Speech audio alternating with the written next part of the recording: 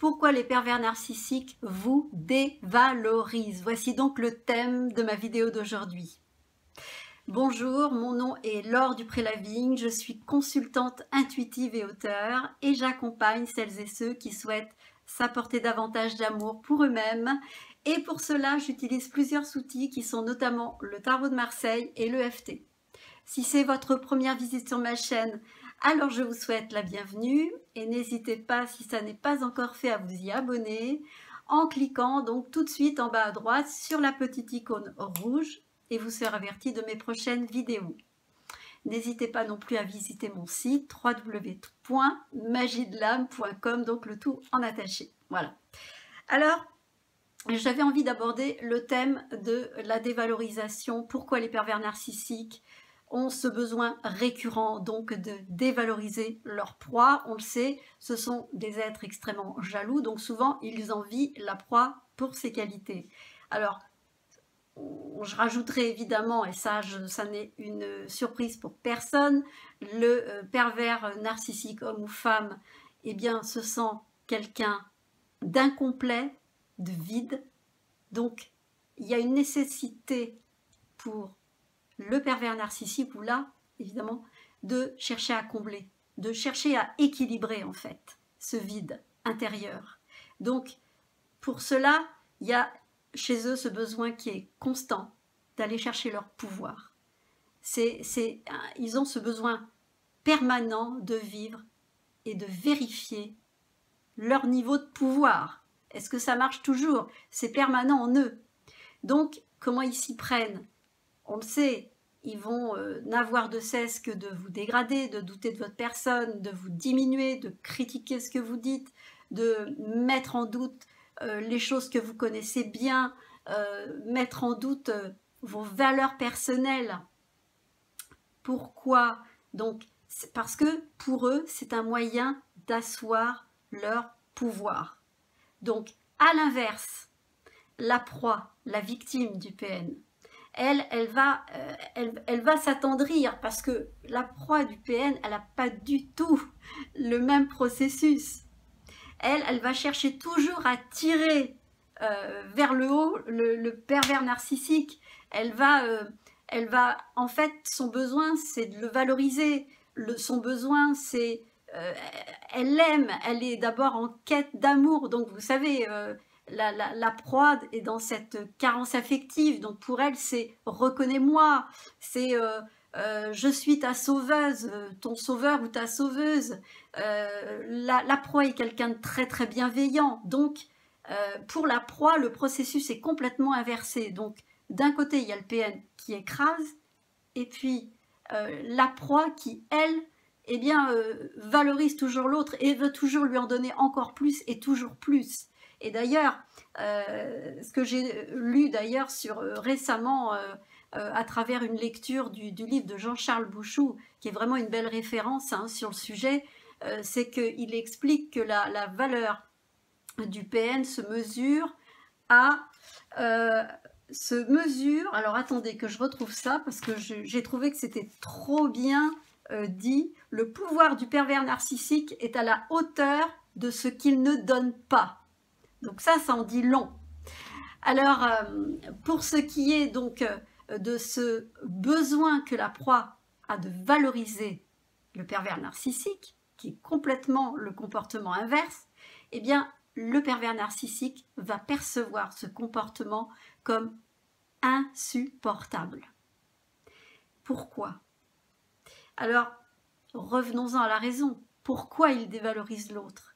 Eh bien, tout simplement parce que le pervers narcissique est habité par une angoisse massive de l'abandon. Il est en permanence habité par cette peur d'être abandonné. Donc, vous pouvez imaginer l'angoisse. Donc, pour lui, c'est presque une sauvegarde, c'est une survie pour lui, PN ou homme-femme, d'assurer son pouvoir en étant dans la négation de l'importance de sa victime, de ses valeurs, les valeurs de cette victime.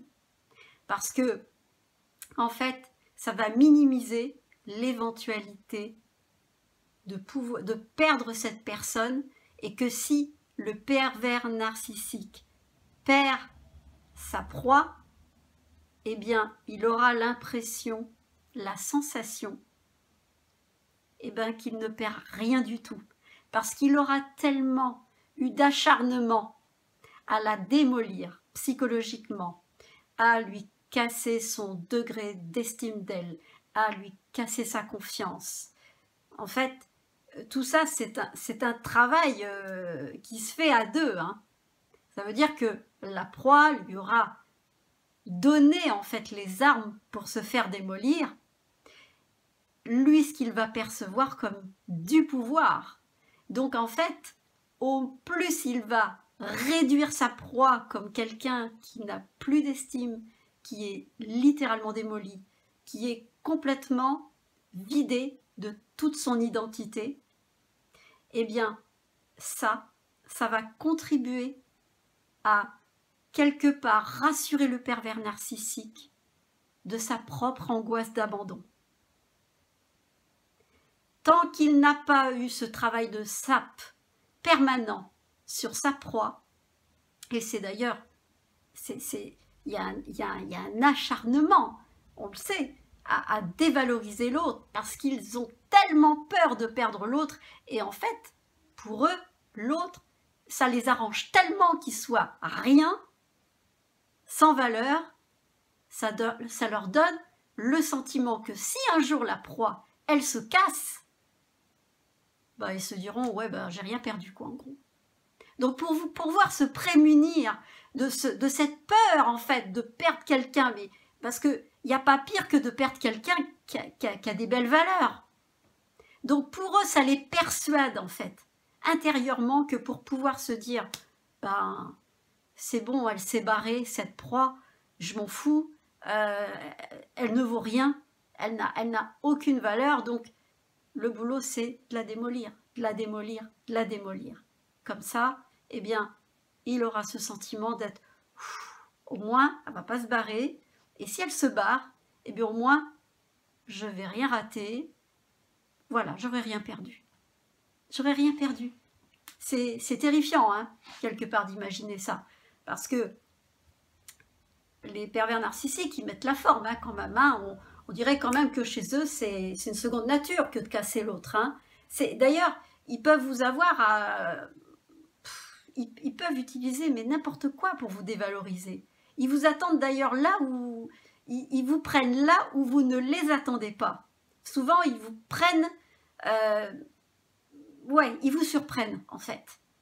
D'où, justement, souvent, on est en état de sidération parce que c'est tellement sournois comme attitude, parce que ça peut être, tiens, t'as oublié la carotte qui est en train de pourrir dans le frigo, vraiment, je peux pas te faire confiance, comme ça peut être le truc très insidieux qui peut consister à émettre un doute sur quelque chose, mais c'est fait d'une façon tellement subtile, tellement sournoise, que vous ne l'avez pas vu arriver, ce truc-là.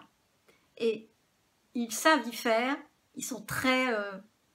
voilà, en fait, c'est un mécanisme de défense pour eux, et ils savent l'utiliser vraiment d'une façon avec beaucoup de facilité. C'est une seconde nature pour eux, c'est de démolir l'autre. De toute façon, ils ne peuvent pas exister, ils ne peuvent pas avoir l'impression d'exister s'ils ne passent pas par ce processus de démanteler l'autre, littéralement. Donc, le fait de... Donc, j'en reviens à la finalité, c'est leur besoin, en fait, de se rassurer par rapport à cette angoisse énormissime d'abandon. Et elle est permanente. D'ailleurs, ils la vivent toute leur vie, cette angoisse d'abandon. Donc ça leur rappelle certainement, bien évidemment, leur trauma, ce trauma très ancien. Et pour eux, imaginer que l'autre puisse avoir de la valeur, c'est déjà inacceptable pour eux parce que ça les renvoie à leur propre médiocrité. Donc il y a une jalousie profonde, une envie, et c'est c'est viscéral. Donc, pour pouvoir exister, ben, il va falloir faire un boulot qui est très très sombre, qui est de démolir l'autre. Et ben, ils y arrivent hein, quelque part à démolir l'autre. Sauf quand certaines proies arrivent à s'échapper et puis s'en sortent dans leur vie. Parce que ben, elles ont trouvé en fait un degré de saturation ou d'inacceptable. Voilà, et à un moment donné, elles ont pris une décision, c'est de pouvoir se barrer de là. Mais du coup, comment réagir par rapport à ça? Parce que c'est bien de se laisser démolir, mais moi je vais vous donner quelques astuces. Comment on peut réagir quand quelqu'un vous casse ou vous affirme des choses? Bah, vous pouvez lui dire déjà, mais de quel droit tu me dis ça? Quand le PN ou la PN vous balance une de ces phrases assassines, vous pouvez lui répondre, mais de quel droit tu me dis ça?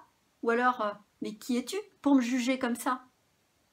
Ou alors, es-tu si intelligent que tu es si capable de voir que je ne suis pas intelligent ou intelligente? Ça peut être des phrases qui peuvent le laisser un petit peu dans son problème à lui, hein, ou à elle. Donc, balancez-lui à lui ou à elle ces phrases-là quand il vous dévalorise. Parce que sachez que cette valeur, ce manque de valeur qu'il vous envoie, ce n'est que sa projection, la projection de sa propre, comment dire, ses propres manques, tout ce qu'il n'est pas. C'est de la projection permanente. Donc quand on ne l'a pas compris, on le prend pour soi, mais quand on sait ce qu'il y a derrière, eh bien on comprend aussi que bah, pour eux c'est vital et que vous n'avez pas lieu de vous laisser démolir. Donc je vous redis ces phrases. Si vous balancez une phrase, mais les phrases les plus horribles, dites-lui, mais de quel droit tu me dis ça? Ou alors, qui es-tu pour me juger? Ou alors, es-tu si intelligent que tu es capable de voir que je ne suis pas intelligent ou intelligente? Voilà, donc ça peut vous aider à contrecarrer ces paroles. Donc voilà ce dont j'avais envie de vous parler. En tout cas, ne vous laissez pas intimider par ces êtres, hein, parce que finalement, bah, ils jouent avec rien du tout en fait. Hein. Ils cherchent ils se servent de vos qualités pour pouvoir les casser. Donc plus vous avez de valeur à leurs yeux, eh bien plus ça va augmenter leur pouvoir. et justement, c'est ce qui va vous permettre à vous bah, de pouvoir aussi le retrouver en ayant cette répartie finalement. Il faut l'avoir parce que l'idée c'est de leur clouer le bec. Voilà. Et de leur montrer, ben, tu te crois qui, tu te crois quoi, hein? Moi j'ai tout compris. Donc c'est important de le savoir. En tout cas, si ça a pu vous aider, si cette vidéo a pu vous aider, peut-être vous permettre de répondre à ce questionnement, mais pourquoi cet acharnement? Eh bien là, vous avez la réponse. Ils ont peur d'être abandonnés, donc c'est constant en eux. Donc, eh bien voilà, tant qu'ils n'ont pas résolu, comme ils n'arrivent pas à résoudre ce problème, cette problématique ou cette angoisse, eh bien ils vont vous le faire payer en permanence. Donc, eh bien, comme je vous l'ai dit, hein, réfléchissez bien et comprenez bien le sens de ces comportements. Voilà, donc si cette vidéo vous a plu, n'hésitez pas à mettre un petit pouce bleu, n'hésitez pas là, évidemment à la liker, comme je vous ai dit avec le petit pouce bleu, à la partager, et puis à commenter, et puis ben, je vous dis à très très bientôt, je vous remercie, laissez-moi des commentaires, je vous dis à très très très bientôt, et je vous dis à bientôt pour une prochaine vidéo. Ah, bye bye, au revoir.